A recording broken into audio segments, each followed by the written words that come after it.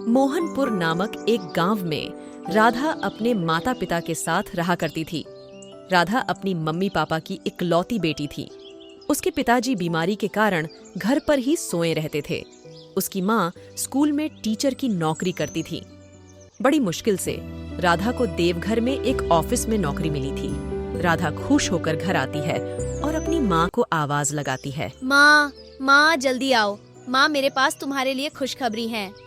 क्या हुआ राधा, इतनी खुश लग रही हो?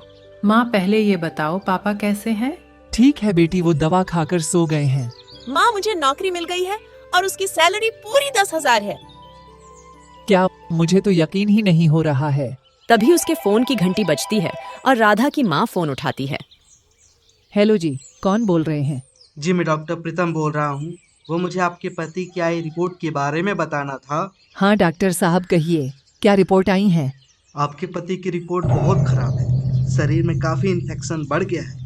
अगर समय रहते ऑपरेशन नहीं किया गया तो मरीज के जान को खतरा हो सकता है। इस ऑपरेशन से वो एकदम ठीक हो जाएंगे। आपको 1 महीने के अंदर ही ऑपरेशन कराना होगा। और हाँ, इस ऑपरेशन के लिए आपको 5 लाख रुपए देने पड़ेंगे। भला हम गरीब लोग इतने रकम कहाँ से लाएंगे डॉक्टर साहब? अब हम क्या करेंगे राधा? मुझे तो कुछ समझ नहीं आ रहा। क्या हुआ माँ? मुझे पूरी बात तो बताओ, क्या कहा डॉक्टर ने? राधा की माँ ने डॉक्टर की कही सारी बातें बता देती हैं। माँ, तुम चिंता मत करो, कुछ ना कुछ इंतजाम हो ही जाएगा। ऐसा कहकर राधा दूसरे कमरे में चली जाती है। अगली सुबह राधा देवघर काम के लिए जाती है, पर पूरा दिन उसका मन बहुत व्यथित एवं चिंतित रहा। उधर उसकी माँ भी कल से बहुत चिंतित थी। राधा दिन भर काम करने के बाद वापस अपने घर जाने के लिए निकल पड़ती है।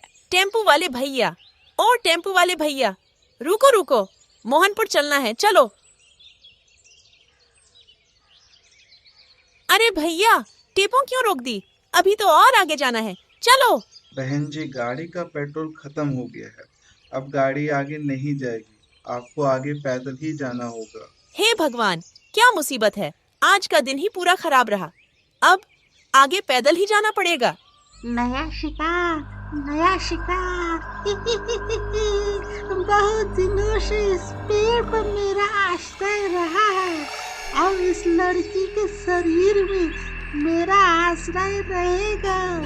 मैं इस लड़की के शरीर में प्रवेश कर जाऊंगी। जंगल घूम के जाऊं तो आधा घंटा लग जाएगा। चलते चलते ऐसा करती हूँ कि जंगल के बीच से ही निकल चलती हूँ। इससे बहुत जल्द ही मैं घर पहुँच जाऊंगी। वहीं पेड़ पर बैठी हुई चुड़ैल यह सब दृश्य देख रही थी। चुड़ैल राधा के पीछे पीछे चुपचाप छाया की तरह चलती जा रही थी। चुड़ैल राधा के पीछे पीछे उसके घर तक पहुंच जाती हैं और एक पेड़ पर जाकर बैठ जाती है। तुम आ गई राधा बेटी? हाँ माँ। बेटी, पैसों का कुछ प्रबंध हुआ क्या? नहीं माँ, बॉस ने एडवांस में पैसे देने से मना कर दिया। अब देखती हूँ कहीं किसी से पैसे का प्रबंध करके। पता नहीं इतने सारे पैसों का प्रबंध कैसे हो पाएगा। माँ, आप चिंता न करो, कुछ ना कुछ इंतजाम हो ही जाएगा। बाबा बैद्यनाथ हमारी मदद जरूर करेंगे। कल मैं बाबा मंदिर पूजा करने जाऊंगी और बाबा से प्रार्थना करूंगी। देखना माँ, बाबा बैद्यनाथ की कृपा से सब कुछ ठीक हो जाएगा। भगवान करें तुम्हारी बात सच हो जाए। ये सारी बातें पेड़ पर बैठी हुई चुड़ैल सब सुन रही थी। अगली सुबह राधा बाबा बैद्यनाथ मंदिर में पूजा करने जाती हैं। राधा मंदिर में पूजा करने के बाद सीधे ऑफिस चली जाती है और ऑफिस से आते वक्त राधा पैसों का प्रबंध कर लेती है। आज साहूकार से ब्याज पर पैसे तो ले लिए, अब हर महीने पैसे सूद समेत देने होंगे। राधा बड़बड़ाती हुई जंगल के रास्ते से अपने घर की ओर जा रही थी कि तभी सामने से एक चोर उसके सामने आ जाता है। राधा अपने सामने चोर को देखकर सन्न रह जाती है। राधा शक पका जाती है और थर-थर कांपने लगती है। कौन हो तुम और तुमने मुझे क्यों घेर रखा है? मुझे जाने दो, मुझे घर जाना है। है लड़की, ये थैली तुम मुझे दे दो वरना मैं तुम्हें नहीं छोड़ूंगा। इस थैली में कुछ नहीं है और मेरे पास कुछ भी नहीं है। मुझे जाने दो प्लीज। मेरे बाबूजी बीमार हैं, मुझे घर जाने दो। तुम ऐसे नहीं मानोगी। रुको। यह कहकर चोर राधा की थैली छीन लेता है और झट से भागने लगता है। राधा भी चीखते चिल्लाते हुए चोर के पीछे पीछे दौड़ी चली जा रही थी। एकाएक चोर रुक जाता है और वह देखता है कि सामने एक चुड़ैल खड़ी है। चोर डर के मारे कांपने लगता है। यह दृश्य देखकर राधा भी सहम जाती है। कौन हो बुढ़िया, तुमने मेरा रास्ता क्यों रोक के रखा है? चले जाओ यहाँ से, नहीं तो अंजाम बहुत बुरा होगा। चले जाओ यहाँ से। मैं चुड़ैल हूँ, मैं तुमको नहीं छोड़ूंगी। तुम एक असहाय दुखिया लड़की के पैसे लेकर भाग रहे हो। तुमने एक बार भी उसकी यथास्थिति के बारे में नहीं सोचा। केवल अपनी महत्वाकांक्षा को पूर्ण करने के लिए दूसरे का कष्ट दे रहे हो। मैं तुमको नहीं छोड़ूंगी।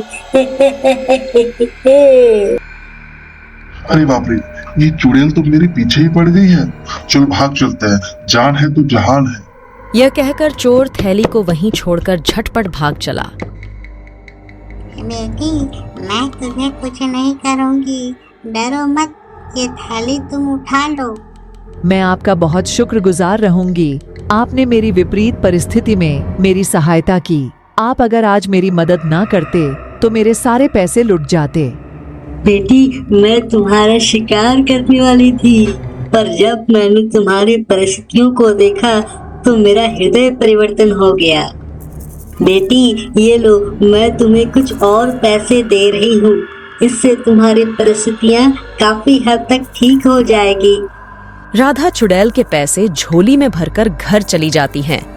कुछ महीनों बाद राधा के पिताजी बिल्कुल ठीक हो जाते हैं और सभी हंसी खुशी जीवन व्यतीत करते हैं।